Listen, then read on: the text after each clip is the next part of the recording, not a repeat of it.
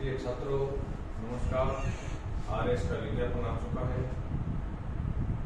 2021 के बाद ये भर्ती 2023 में विज्ञापित हुई है। हम लंबे समय से इसकी प्रतीक्षा कर रहे थे। आप लोगों को चयन के लिए अग्रिम शुभकामनाएं।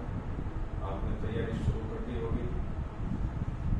तैयारी किस प्रकार से की जाए, मैं आपको कुछ रणनीति बताऊंगा। मेरा लंबा अनुभव है। मैंने आरएस प्री का पहला एग्जाम 1998 में यानी 98 में पास किया था और लास्ट एग्जाम 2018 में उत्तीर्ण किया था।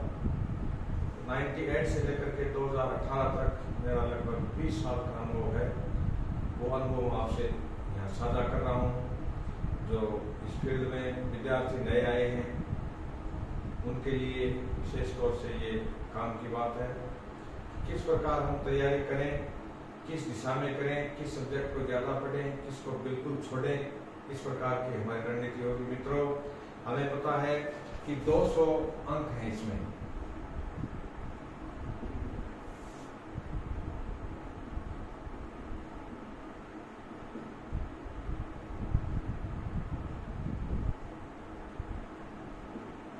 यानी आपका जो प्रारंभिक एग्जाम है प्रिलिमिनरी का वो 200 अंक है और इसमें 150 अंक प्रश्न हैं।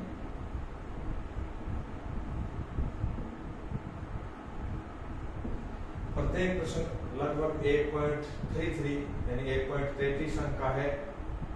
आप सही उत्तर देते हो तो 1.33 मिलते हैं। गलत पे आपको 1/3 यानी 1/3 अंक आपके कट जाएंगे। तो मित्रों, इस एग्जाम में सफल होने के लिए आपका सुनिश्चित स्कोर क्या होना चाहिए? तो दिन प्रतिदिन मेरिट बढ़ती जा रही है, छात्रों के पास संसाधन बढ़ते जा रहे हैं। अब वो समय नहीं रहा जब गांव के व्यक्ति के पास किसी प्रकार के साधन नहीं हुआ करते थे, उसको ये पता नहीं था कि हमें क्या पढ़ना चाहिए। आज दिल्ली में जो पुस्तक आती है वो दिल्ली में लॉन्च होने के साथ ही गांव या इस देश के कोने कोने तक पहुंच जाती है। तो इस प्रकार से संसाधन प्रत्येक छात्र के पास बढ़ गए हैं। तो हमें तैयारी भी उसी हिसाब से करनी चाहिए। मित्रों, इसमें जो व्यक्ति सामान्य और ओबीसी का, अब रिजर्व कैटेगरी में थोड़ा कम कर लो, यानी सामान्य में जो व्यक्ति 98 अंक लाएगा वो निश्चित रूप से प्री में उत्तीर्ण हो जाएगा।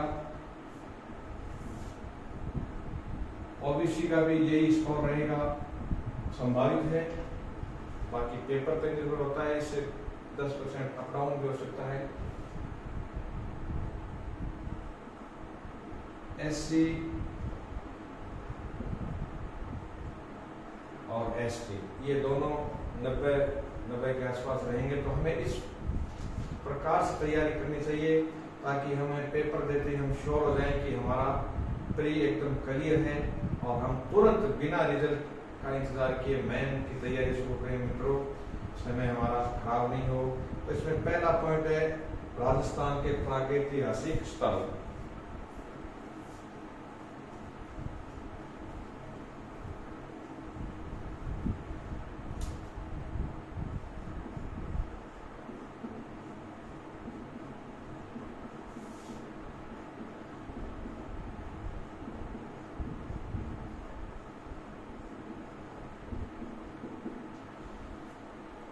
इसमें पूरा पाषाण काल के यानी प्रस्तर युग के, ताम्र युग के, कांस्य युग के समस्त स्थान आ गए। इसमें राजस्थान का कोई भी प्राचीन सभ्यता का स्तर छोड़ा नहीं गया है। ऐतिहासिक राजस्थान इसका दूसरा बिंदु है जिसमें राजस्थान की प्राचीन धर्म, समाज, संस्कृति का अध्ययन होगा। राजवंश, राजस्थान के जो जितने भी राजवंश हैं जैसे सिसोदिया, राठौड़, इन सभी का, चौहान, इन सभी का अध्ययन है।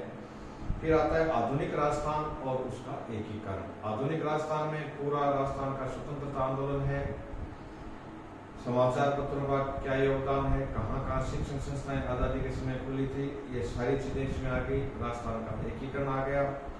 फिर 5वां बिंदु है वास्तु राजस्थान, यानी राजस्थान की वास्तुकला, इसके मंदिर निर्माण की शैलियाँ, इसकी विभिन्न इमारतें, उनके निर्माता और उनके वास्तुशिल्पी, इस प्रकार का अध्ययन हमें करना है। कला, राजस्थान की जो विभिन्न प्रकार की कलाएं हैं, राजस्थान का जो साहित्य है, राजस्थान की जो भाषा है, धर्म है, संस्कृति, फिर आता है संत जैसे जाम्बोजी, संत दादू दयाल, इस प्रकार के जो महान संत हैं उनका अध्ययन, और उनके संप्रदाय यानी सेक्ट्स का अध्ययन। यानी राजस्थान की कोई भी चीज इसमें अछूती नहीं है। आगे ज्योग्राफी भी आ जाएगी, आगे इकोनॉमिक्स भी आ जाएगी, नदी नाले भी आ जाएंगे, विज्ञान भी आ जाएगा, इसकी वनस्पति भी आ जाएगी। तो मित्रों, राजस्थान कंप्लीट है आरएस में। और ये आरएस ही नहीं बल्कि सेकंड ग्रेड में, फर्स्ट ग्रेड में अपने ये जो टीआरए की और जूनियर अकाउंटेंट के एग्जाम आयोजित हो रही है, उसमें भी ये सारा बिंदु है। और फिर आता है राजस्थान के मेले, त्योहार, रीति रिवाज, हमारी परंपराएं, राजस्थान के प्रमुख व्यक्तित्व है। अब इसमें यह क्लियर नहीं किया कि राजस्थान के प्रमुख व्यक्तित्व आधुनिक काल के हैं या मध्य काल के हैं या प्राचीन काल के हैं। तो हमें राजस्थान के जितने भी महान व्यक्ति शुरू से लेकर आज तक हुए हैं उनके बारे में मित्रों अध्ययन करना है। और प्रमुख व्यक्तित्व भले ही वो राजनीति क्षेत्र के हों, आज़ादी के आंदोलन के हों, या राजा के रूप में रहे हों, या कवि के रूप में रहे हों, हमें इनका विस्तृत अध्ययन करना है। और हमें पुस्तकें कौन सी पढ़नी चाहिए? तो मित्रों, सबसे बढ़िया पुस्तकें हैं, आप कक्षा 6 से लेकर के कक्षा 12 तक की विभिन्न विषयों की पुस्तकों का अध्ययन करें। कक्षा 6, 7, 8, 9, 10 में सामाजिक में इतनी बढ़िया बढ़िया बातें हैं, विज्ञान में इतनी बढ़िया बढ़िया बातें हैं जो अन्य पुस्तकों में दुर्लभ हैं और हमें एकदम साधारण बच्चों की शैली में वो समझाई गई हैं। तो हम इन पुस्तकों का बढ़िया अध्ययन करें और इनके नोट्स बनाएं और उन नोट्सों के आधार पर तैयारी को आगे बढ़ाएं। मैं इस वीडियो मंच के माध्यम से समय समय पर आपके साथ मेरे विचार, रणनीति आपके साथ साझा करता रहूँगा और जो भी नवीनतम जानकारी या दिशा निर्देश है वो आपको मैं उपलब्ध कराऊंगा। इसके बाद एक अगला पॉइंट है कि भारत का इतिहास, यानी सिंधु घाटी से लेकर के, सिंधु घाटी से ही हमारा इतिहास शुरू होता है। सिंधु घाटी से लेकर के वैदिक 6वीं शताब्दी ईस्वी के जो जैन, बौद्ध और आजीविक संप्रदाय, अब जैसे जैन धर्म के संस्थापक 24 तीर्थंकरों के नाम, उनके प्रतीक चिन्ह, तो हम 24 के याद नहीं रख सकते, तो हमें शुरुआत के 3 और अंत के 3 के में उनके प्रतीक चिन्ह, उनके आदर्श वाक्य वो याद रखने हैं। और उनके जैसे महावीर स्वामी के समकालीन राजा कौन थे, उनके नाम भी हमें याद करने चाहिए।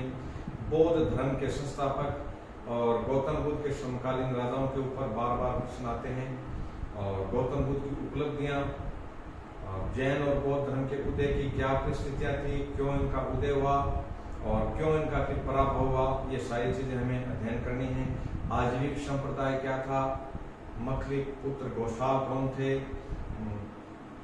महात्मा बुद्ध के समर्थक राजा कौन से थे और महात्मा बुद्ध के प्रमुख विरोधी कौन से थे, ये सारी चीजें हमें अध्ययन करनी है।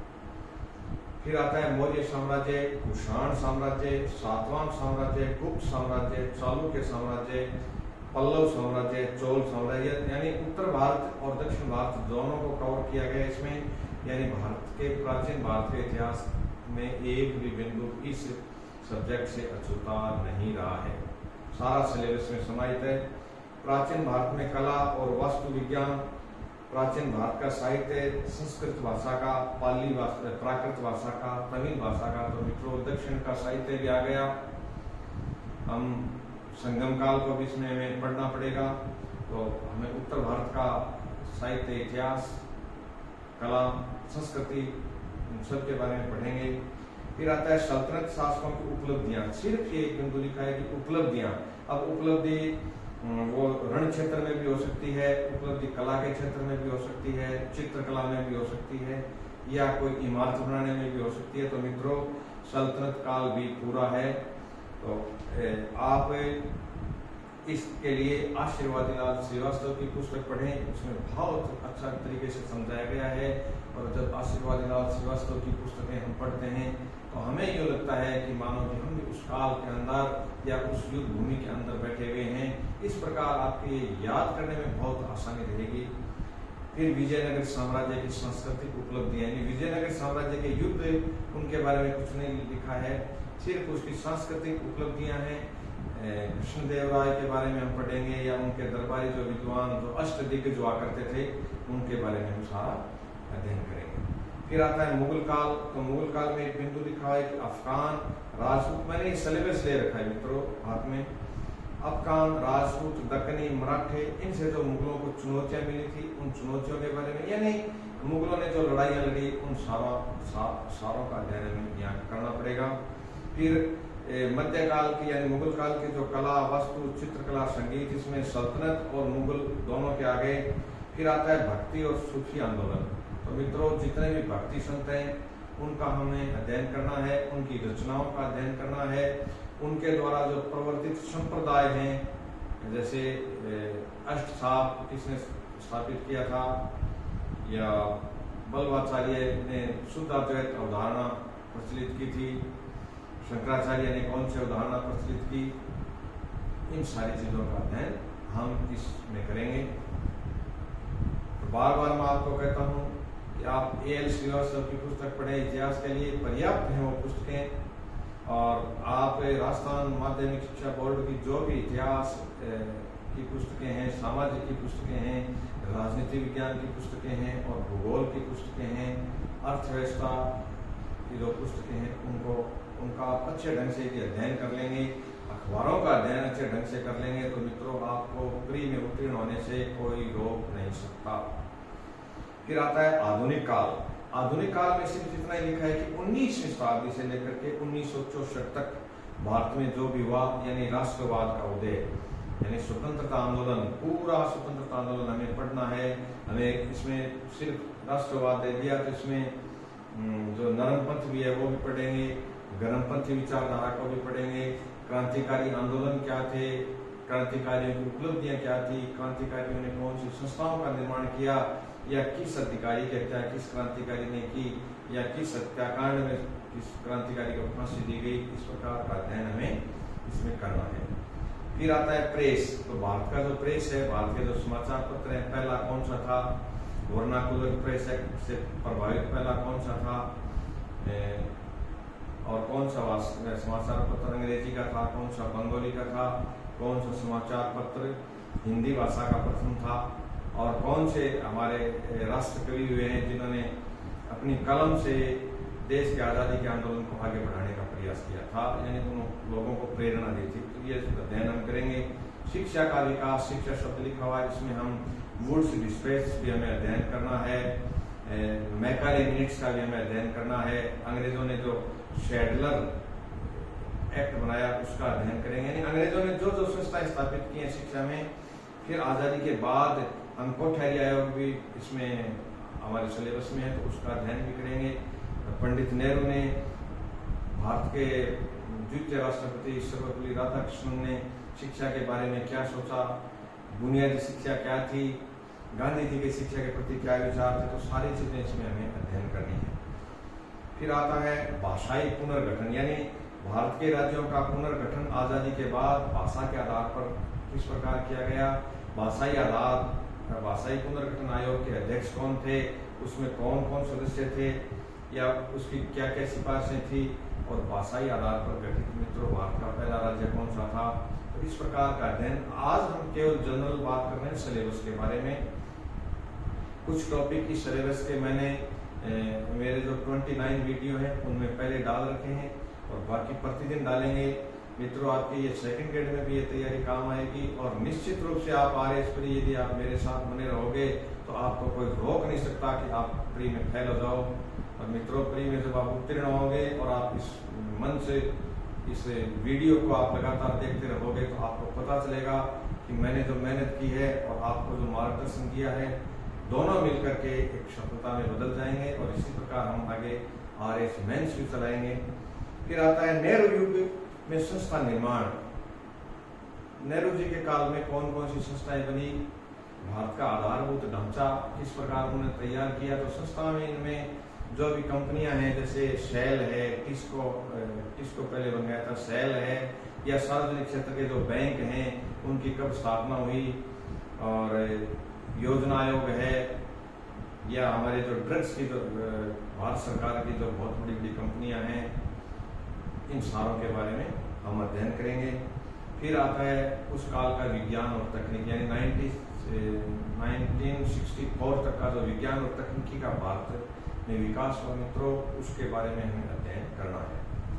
फिर अगला बिंदु आता है विश्व एवं भारत का भूगोल। इसमें वर्ल्ड के पूरे पर्वत हैं, नदियां हैं, वर्ल्ड आ गया, इसका मतलब राजस्थान में उसमें समाहित हो गया। भारत तो है ही है, पर्वत, नदी, पठार, विभिन्न क्षेत्रों की फसलें, और जैसे 10,000 द्वारों की घाटी कहाँ है, वो राष्ट्रीय उद्यान कहाँ है, इस प्रकार के जो प्रश्न हैं वो इसमें सारे आएंगे।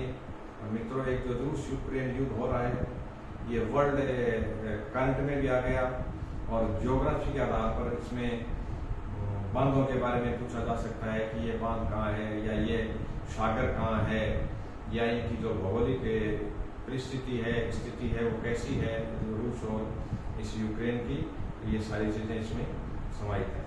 राजस्थान का भूगोल, यानी हम प्राचीन को, मध्य को आधुनिक काल से जोड़ते हुए पढ़ेंगे, तभी हमारी तैयारी सही दिशा में चलेगी।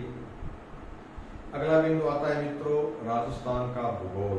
तो राजस्थान का भूगोल, इसके भूआकृतिक प्रदेश, इसकी फसलें, इसकी नदियां, राजस्थान में ऊर्जा संसाधन परंपरागत कौन से हैं, गैर परंपरागत कौन से हैं, पवन ऊर्जा में कौन सा जिला अग्रणी है, इसमें सौर ऊर्जा में कौन सा जिला अग्रणी है, या कौन सी कंपनी ने अभी हाल ही बड़ा प्लांट लगाया है, और वर्ल्ड के साथ या भारत के अन्य राज्यों के साथ सौर ऊर्जा में, पवन ऊर्जा में हमारी सरकार के क्या क्या समझौते हो रहे हैं, इन सारी चीज़ों का। फिर इनकी जो स्थापित क्षमता है वर्तमान में क्या है, ये आंकड़ा लगभग गत मार्च तक का पूछेंगे कि 31 मार्च 23 तक राजस्थान में सौर ऊर्जा की स्थापित क्षमता कितनी है, पवन ऊर्जा की स्थापित क्षमता कितनी है, और तापीय ऊर्जा की स्थापित क्षमता कितनी है, और आगे इसमें एक निर्धारित वर्ष तक के टारगेट भी पूछे जा सकते हैं।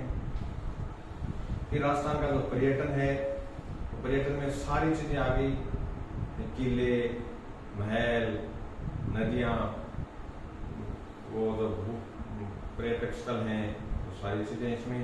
फिर राजस्थान की जो सिंचाई परियोजनाएं हैं मित्रों, वो तीनों प्रकार की सिंचाई परियोजनाएं, इसमें सिंचाई परियोजनाएं शब्द लिखा हुआ है, तो इसमें सूक्ष्म, मध्यम और वृहद तीनों प्रकार की सिंचाई परियोजनाएं शामिल हैं। और राजस्थान का जनसंख्या विवरण है, जिलावार हम इसका अध्ययन करेंगे, क्योंकि नए जिले अभी गठित हुए हैं, उनके आधिकारिक आंकड़े या कौन सी तहसील किस जिले में जाएगी, किस में रहेगी, ये चीजें नहीं है, तो हमें जिलों का अध्ययन, जो पुरानी जनसंख्या है 2011 की, उसके आधार पर उनका अध्ययन करना है। इसके बाद आता है मित्रों आगे संविधान, ये इंडिया के संविधान के बारे में चर्चा है। संवैधानिक पद जैसे राज्यपाल, governor, supreme court, high court, RPSC, UPSC, ये सारी चीजें, महान्यायवादी, ये सारी चीजें हमें इनका अध्ययन करेंगे। फिर आता है एक क्लियर टॉपिक लिखा हुआ है कि गठबंधन सरकारें, मैंने एक पहले वीडियो भी जारी किया था गठबंधन सरकार का, सारा उसमें भारत की गठबंधन सरकारों का विवरण लिखा हुआ है। मित्रों, गठबंधन सरकार हम पॉलिटिकल साइंस की किताब से भी अच्छी तरह से पढ़ सकते हैं। भारत की पहली गठबंधन सरकार कौन सी थी और अंत में गठबंधन सरकार कौन सी थी, या इनके घटक दल कौन से थे, या इनके प्रधानमंत्रियों के नाम पूछे जा सकते हैं, या गठबंधन सरकारों की उपलब्धियां क्या रही, ये कमजोर होती हैं या निर्णय लेने में सक्षम होती हैं, इस प्रकार की सारी चीजें गठबंधन सरकारों में हम पूछते हैं। अक्सर मैंने देखा है 13 में और 2016 के जो RS मेंस हुए थे, उनमें भी लगातार 20 नंबर के क्वेश्चन दिए थे गठबंधन सरकारों के ऊपर। तो ये एक इम्पोर्टेंट टॉपिक है, मैन के हिसाब से भी है और प्री के हिसाब से भी। फिर आता है राजस्थान की राजनीतिक और प्रशासनिक व्यवस्था। तो इसमें हम जिला पुनर्गठन के बारे में भी पढ़ेंगे। जिला पुनर्गठन पर जैसे वर्तमान में राम लुभाया समिति है, इससे पहले जो बेरी आयोग बना था, BP बेरी आयोग, और भी जो समितियां गठित हुई हैं उन समितियों के बारे में, आयोगों के बारे में हमें अध्ययन करना है, उनकी रिपोर्टों के बारे में हमें अध्ययन करना है। और राजस्थान में प्रशासनिक सुधार आयोग एक ही बना है, उसके बारे में भी हमें सारा अध्ययन करना है। राजस्थान में संभागीय व्यवस्था कब बनी थी और कब इसको समाप्त किया गया और कब इसको पुनर्जीवित किया गया, किस मुख्यमंत्री ने इसको समाप्त किया था, किस मुख्यमंत्री ने इसको पुनर्जीवित किया था, तो ये चीज़ें भी हमें अध्ययन करनी है। और राजस्थान में कुल तहसीलों की संख्या कितनी है, उपखंडों की संख्या कितनी है, पंचायत समिति यानी खंड या अंग्रेजी में जिसको हम ब्लॉक्स कहते हैं उनकी संख्या कितनी है, जिला परिषदों की संख्या कितनी है, और जिला परिषद का एक वार्ड कितनी जनसंख्या पे गठित होता है, पंचायत समिति का एक वार्ड कितनी जनसंख्या पे गठित होता है, ग्राम पंचायत का गठन आदिवासी क्षेत्रों में कितनी जनसंख्या पे होता है और सामान्य क्षेत्रों में कितनी जनसंख्या पे होता है, ये सारी चीजें हमें अध्ययन करना है। और यदि एक ग्राम पंचायत को या एक से अधिक निकटतम ग्राम पंचायतों को नगर पालिका क्षेत्रों में मित्रों बदला जाता है तो उसमें राजस्थान सरकार के क्या नियम बने हुए हैं कि किसको नगर पालिका का चेयरमैन बनाए, किस ग्राम पंचायत के सरपंच को, किसको इसका वाइस चेयरमैन बनाए और कौन से इसके सदस्य होंगे और कब तक इसका कार्यकाल होगा। तो इस प्रकार की हमें सारी संरचनाएं पढ़नी है। कल ये इसमें लिखा हुआ नहीं है लेकिन फिर भी 73वां और 74वां जो संविधान संशोधन है वो भारत की प्रशासनिक व्यवस्था के भी एक महत्वपूर्ण बिंदु है और राजस्थान की प्रशासनिक व्यवस्था के भी वो बहुत इंपॉर्टेंट बिंदु है। तो मित्रों हमें प्रशासनिक व्यवस्था के अध्ययन में 73वें और 74वें संविधान संशोधन को भी डिटेल से पढ़ना चाहिए। फिर आगामी बिंदु है आर्थिक अवधारणाएं और भारतीय अर्थव्यवस्था। इस बिंदु में कई चीजें हैं जैसे लेखांकन यानी अकाउंटिंग क्या है, कॉमर्स का सब्जेक्ट है ये, बजट क्या है, राज्य सरकार के बजट के ऊपर आंकड़े पूछे जा सकते हैं, भारत सरकार के बजट के ऊपर आंकड़े पूछे जा सकते हैं, बजट कितने प्रकार के होते हैं, घाटे का बजट क्या होता है, निष्पादक बजट यानी परफॉर्मेंस बजट किसको कहते हैं, शून्य आधारित बजट किसको कहते हैं, कौन शून्य आधारित बजट का जन्मदाता था, किस देश ने शून्य आधारित बजट की व्यवस्था सबसे पहले शुरू की, या भारत में निष्पादक बजट सबसे पहले किस मंत्रालय में लागू हुआ। तो इस प्रकार का अध्ययन हमें ढंग से करना होगा। फिर आता है जीएसटी। प्रत्येक बच्चा परिचित है कि जीएसटी 1 जुलाई 1917 से लागू हुआ था और जीएसटी के लिए एक अलग से कानून संविधान संशोधन हुआ था। उस संविधान संशोधन की संख्या हम याद रखेंगे और सबसे पहले इस संविधान संशोधन को अनुमोदित करने वाला, क्योंकि संविधान में आमूलचूल परिवर्तन वाला संशोधन था जिसमें कम से कम आधे राज्यों का समर्थन जरूरी था, तो कौन सा राज्य जीएसटी को समर्थन देने वाला पहला राज्य था और हमारे राज्य की जीएसटी के समर्थन की संख्या के आधार पर क्या वो रही कि हमारा वो स्थान उसमें कौन सा था, ये भी पूछा जा सकता है। फिर जीएसटी की उपलब्धियां हैं, देखिए डे बाय डे यानी दिन प्रतिदिन ये बढ़ता जा रहा है। जो जीएसटी कलेक्शन है, जीएसटी का भारतीय अर्थव्यवस्था पर क्या प्रभाव हुआ है, क्या सकारात्मक प्रभाव हुआ, किन राज्यों पर इसका नकारात्मक प्रभाव हुआ, ये सारी चीजें हम इसमें अध्ययन करेंगे। और फिर इसमें आता है स्टॉक एक्सचेंज यानी भारतीय जो शेयर बाजार है उनके बारे में पूछा जाएगा।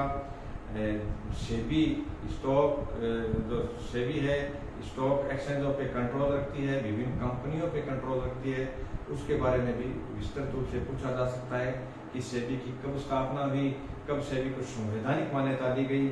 और शेयर मार्केट के जो प्रचलित शब्द हैं जैसे बुल्स क्या है, बीयर्स किसको कहते हैं, ब्लू चिप कंपनियां किसको कहते हैं, और आईपीओ क्या होता है, एफपीओ क्या होता है, जीडीआर कौन सी कंपनियां ला सकती हैं, यानी जीडीआर क्या होता है, यानी इसका अर्थ है ग्लोबल डिपॉजिटरी रिसिप्ट। एडीआर का अर्थ क्या है, एडीआर का अर्थ है अमेरिकन डिपॉजिटरी रिसिप्ट। तो मित्रों मेरे साथ यदि आप बने रहोगे तो मैं एक एक टॉपिक आपको बहुत शानदार ढंग से क्लियर करवाऊंगा, आपको किताब की भी ज्यादा जरूरत नहीं पड़ेगी, हम सारी चीजें करेंगे।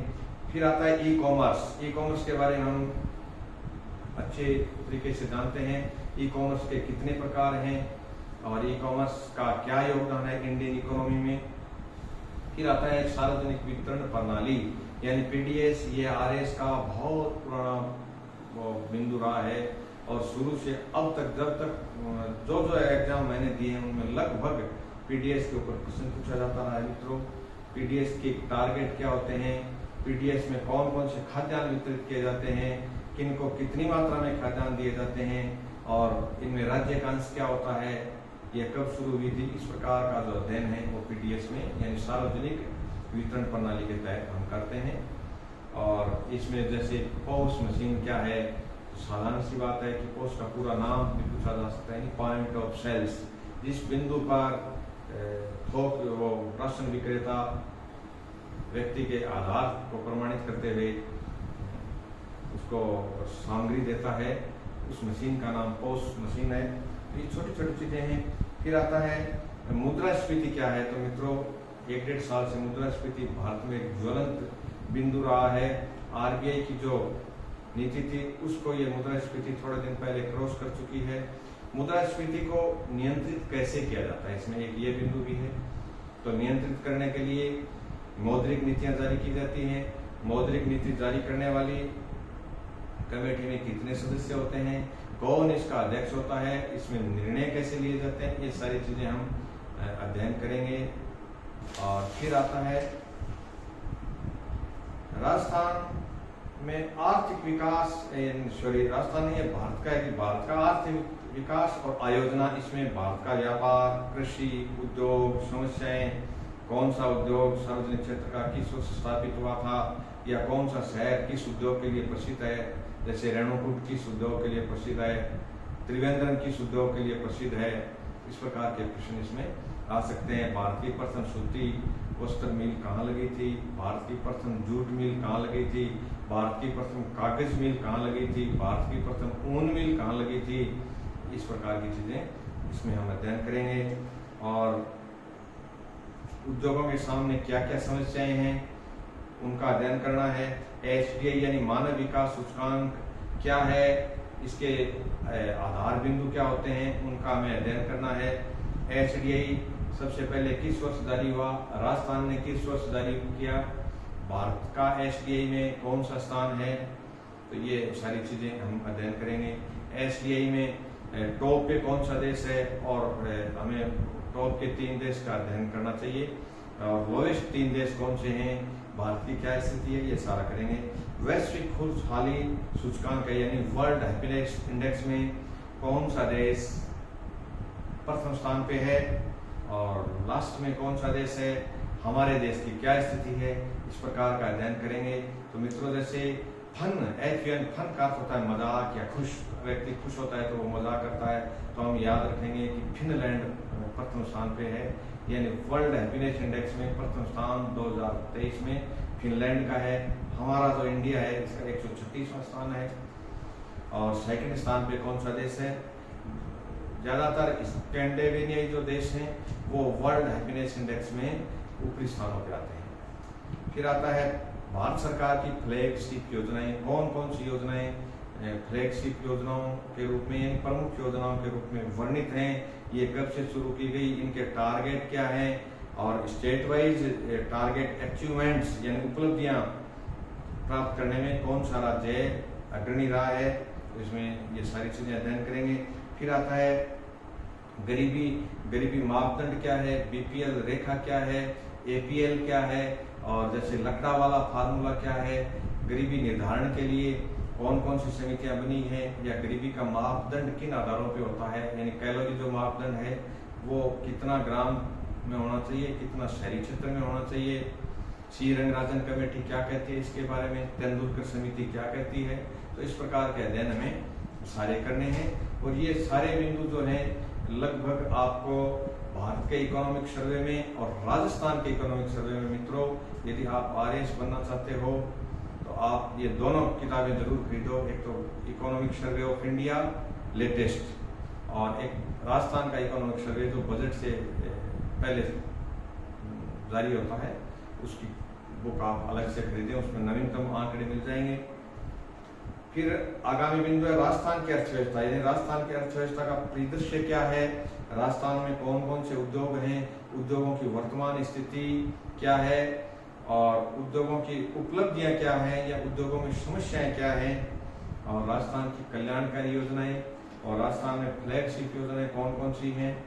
SC यानी अनुसूचित जाति, अनुसूचित जनजाति, अन्य पिछड़ा वर्ग, अल्पसंख्यक वर्ग, वृद्ध, बालक, विधवा महिला, इनके कल्याण के लिए सामाजिक न्याय और अधिकारिता विभाग ने कौन कौन सी योजनाएं राजस्थान में चला रखी हैं। मित्रों, इनके बारे में भी हमें डिटेल से पढ़ना है। सिलेबस बिल्कुल बहुत बड़ा है, लेकिन हम तरीके से भी पढ़ेंगे। मेन बात को पढ़ेंगे कि जैसे हमने दिमाग में डाल लिया कि खुश रहने वाला व्यक्ति हमेशा फन करता है, मजाक करता है, तो हम फिनलैंड याद रख लेंगे कि फिनलैंड भारत वर्ल्ड का सबसे पहला 1 नंबर का खुशहाल देश है। फिर आता है विज्ञान और प्रौद्योगिकी। इसमें सामान्य दैनिक जीवन का पूरा विज्ञान है, यानी हमारे जो क्लियर टॉपिक नहीं लिखा है कि रोग, लेकिन रोगों के ऊपर गत एग्जाम्स में जो नए पैटर्न से हुई है 2013 की, 2018 की, 2016 की और 2021 की, ये 4 एग्जाम हो चुकी हैं नए पैटर्न के आधार पे। तो उनमें रोगों से संबंधित प्रश्न पूछे गए हैं या उनके इलाज के कौन कौन से टीके होते हैं, ये सारी चीजें हैं। फिर कंप्यूटर से सूचना प्रौद्योगिकी, इसका दैनिक जीवन में उपयोग, और एक मित्रों रक्षा प्रौद्योगिकी, इसके बारे में प्रश्न पूछा जाएगा। रक्षा प्रौद्योगिकी के ऊपर यानी डिफेंस टेक्नोलॉजी जो है, इसके ऊपर भारत सरकार का एक बहुत बड़ा विजन है, भारत सरकार का बहुत बड़ा ध्यान है। विश्व के अन्य देशों के साथ जो हमारे रक्षा समझौते हैं वो क्या है, उनके बारे में पूछा जा सकता है। या DRDO ने कौन सी मिसाइल का आविष्कार हाल ही किया है, या किस मिसाइल की क्या रेंज है, और हमारी जो ये शिपिंग कंपनियां हैं इसमें उनका क्या योगदान है, वो कौन कौन से शिपयार्ड शिप भारत स्वदेशी आधार पर निर्मित कर रही हैं। तो इन सारी चीज़ों का यानी डिफेंस, रेलवे और ये जो शिपिंग की जो कंपनियां इस क्षेत्र में लगी हुई हैं उन सारों का अध्ययन करना है। हमें DRDO का भी अध्ययन करना है, DRDO का आदर्श वाक्य क्या है, ये सारी चीजें हमें अध्ययन करनी होगी। फिर आता है अंतरिक्ष प्रौद्योगिकी, यानी स्पेस टेक्नोलॉजी में भारत ने क्या क्या उपलब्धियां स्थापित की हैं, कौन कौन से उपग्रह छोड़े हैं। पहले 3 उपग्रहों के नाम याद रखेंगे, लास्ट में कौन से उपग्रह छोड़े हैं। और भारत अब जैसे अंतरिक्ष प्रौद्योगिकी क्षेत्र में व्यापारिक संस्थाएं भी शुरू कर चुका है, तो उन व्यापारिक संस्थाओं का क्या नाम है, या इसरो की स्थापना किस शहर में हुई, इसरो के प्रथम अध्यक्ष और इसके वर्तमान अध्यक्ष, इनके नाम पूछे जा सकते हैं। इसरो की कौन कौन सी शाखाएं काम कर रही हैं। फिर इसके बाद बिंदु है संधारणीय विकास, यानी सस्टेनेबल डेवलपमेंट। ये वर्तमान में एक बहुत चर्चित बिंदु है और लगभग आप इससे वाकिफ हो। स्वास्थ्य यानी हाइजीन से संबंधित जितनी भी स्कीम्स चल रही हैं, जो भी टीके हैं, उनका हम अध्ययन करेंगे। पर्यावरण जो भारत का है, वर्ल्ड का है, उसके बारे में सुनाएंगे। जैव विविधता शब्द लिखा हुआ है, तो मित्रों ये पूरी हमें वर्ल्ड की पढ़नी होगी कि जैसे ग्रेट बैरियर रीफ कहाँ है, भारत में सबसे ज्यादा जैव विविधता किन क्षेत्रों में है, या वर्ल्ड की कितने प्रतिशत जैव विविधता भारत में पाई जाती है, या विशेष जीव किस क्षेत्र में होते हैं, भारत के रामसर स्थल कौन कौन से हैं, राजस्थान के कौन से जो स्थान है वो रामसर स्थल हैं। इस प्रकार का अध्ययन हमें करना होगा। उद्यान और वानिकी का पूरा चैप्टर है इसमें, यानी फॉरेस्ट्री क्या है, फॉरेस्ट के पेड़ों के बारे में पूछा जा सकता है, वनों के वर्गीकरण के बारे में पूछा जा सकता है, और वन संपदा में समृद्ध फर्स्ट 3 राज्य और वन विपन्नता में जो 3 राज्य हैं निचले, उनके बारे में भी हमें अध्ययन करना होगा। राजस्थान में वन क्षेत्र बढ़ रहा है, कितना बड़ा है, उसके बारे में भी हमें आंकड़े याद रखने होंगे। फिर आता है तार्किक विवेचन, यानी मेंटल एबिलिटी का आ गया। इसमें कथन आधारित प्रश्न आएंगे, मान्यताएं, तार्किक विश्लेषण आधारित प्रश्न आएंगे। मानसिक योग्यता अगला बिंदु है। इसमें संख्या के आधार पर, अक्षर के आधार पर, कूट वाचन यानी कोड के आधार पर, दिशा ज्ञान कि जैसे एक व्यक्ति प्रारंभ में अपने घर से 2 किलोमीटर पूर्व में चला, फिर वो 1 किलोमीटर उत्तर में मुड़ा, फिर वो 1 किलोमीटर दक्षिण में मुड़ा। इस प्रकार के जो प्रश्न हैं वो पूछे जा सकते हैं। अब उसकी वर्तमान स्थिति क्या है। और फिर दर्पण के प्रतिबिंब पर आधारित प्रश्न पूछे जा सकते हैं कि कौन से अंक का दर्पण प्रतिबिंब उल्टा बनता है या किसका सीधा बनता है, ये प्रश्न पूछे जाएंगे। और आकार और आकृति के आधार पर भी प्रश्न पूछे जाएंगे। फिर आता है संख्यात्मक योग्यता। इसमें मित्रों प्योर गणित है। इसमें अनुपात, समानुपात, साझा, ब्याज, ब्याज में दोनों हैं, सरल ब्याज भी है और चक्रवर्ती ब्याज भी है। आंकड़ों का विश्लेषण, मध्य, बहुलक, बारंबारता, माध्यिका, प्रायिकता, इन सब का यानी सांख्यिकी भी इसमें है और सरल गणित भी है, यानी बीज गणित को छोड़ करके गणित है इसमें। फिर आता है सामयिक घटनाएं। इसमें भारत और राजस्थान की विश्व की सामयिक घटनाएं शामिल हैं, अंतर्राष्ट्रीय घटनाएं और अवार्ड, चर्चित व्यक्ति, चर्चित पुरस्कार, चर्चित स्थान। और मित्रों खेल और खेल कूद गतिविधियों के लिए एक बहुत अंडरलाइन करके इन्होंने बिंदु दिया है। तो खेलों के ऊपर और खेल उपलब्धियों के ऊपर प्रश्न आएंगे, यानी एशियाड में भारत की क्या उपलब्धियां रही, ओलंपिक में क्या उपलब्धियां रही,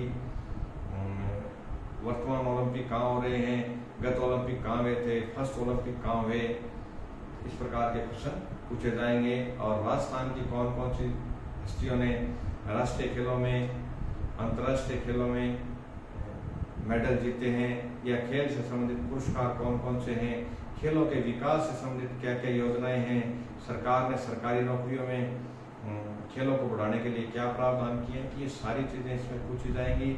मित्रों सिलेबस निश्चित रूप से बड़ा है और एग्जाम सितंबर माह में प्रस्तावित है, प्रस्तावित नहीं बल्कि अवश्यंभावी है, सितंबर में होगी। तो आप मेरे साथ बने रहें, लगातार हम जो आने वाले प्रश्न हैं, इम्पोर्टेंट क्वेश्चन है, उसके बारे में यहाँ चर्चा करते रहेंगे।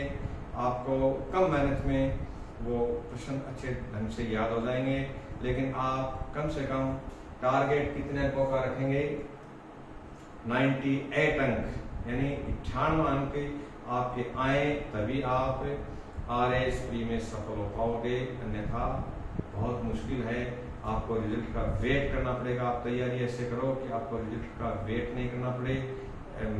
प्री एग्जाम देते ही आप मेन एग्जाम की तैयारी शुरू कर दो, क्योंकि प्री और मेन के बीच समय मित्रों ज़्यादा नहीं मिलेगा। अंतिम ये जो चुनावी वर्ष है, इसमें एग्जाम जल्दी होंगी, पोस्टिंग भी जल्दी होंगी। तो आप लगे रहें मित्रों और निश्चित रूप से आपको सफलता मिलेगी। आप एक बार मैं पुनः आपको पुस्तकों के बारे में बताता हूँ कि आप आशीर्वादी लाल श्रीवास्तव से मध्यकालीन और आधुनिक भारत का इतिहास पढ़ें। राजस्थान बोर्ड की जो पुस्तकें हैं उनसे प्राचीन भारत का इतिहास पढ़ें। 11वीं और 12वीं की किताबों से भी इतिहास पढ़ें। और आप इकोनॉमिक्स के बारे में जो राजस्थान की अर्थव्यवस्था का जो विशेषांक है, भारत की अर्थव्यवस्था का विशेषांक, इनका अध्ययन आप जरूर करें। और विज्ञान में भी आप कक्षा 6 से जो आपके कक्षा 10 तक की जो पुस्तकें हैं, मैंने देखा है क्योंकि मैं टीचर के नाते विज्ञान पढ़ाता हूँ, तो वो सारी चीज़ें 10वीं की पुस्तक में से हूबहू सवाल उठाते हैं ये। तो आप उन पुस्तकों का अध्ययन, विज्ञान वाली पुस्तकों का, सामाजिक की पुस्तकों का, इतिहास की पुस्तकों का, इनका ढंग से अध्ययन कर लो मित्रों। यदि आपका थोड़ा गणित ठीक है पहले से और आपका मेंटल एबिलिटी ठीक है, तो आपको अलग से किसी पुस्तक की आवश्यकता नहीं होगी। आपका परी 100% क्लियर होगा और निश्चित रूप से आगे भी आप RS बनोगे। धन्यवाद। जय हिंद।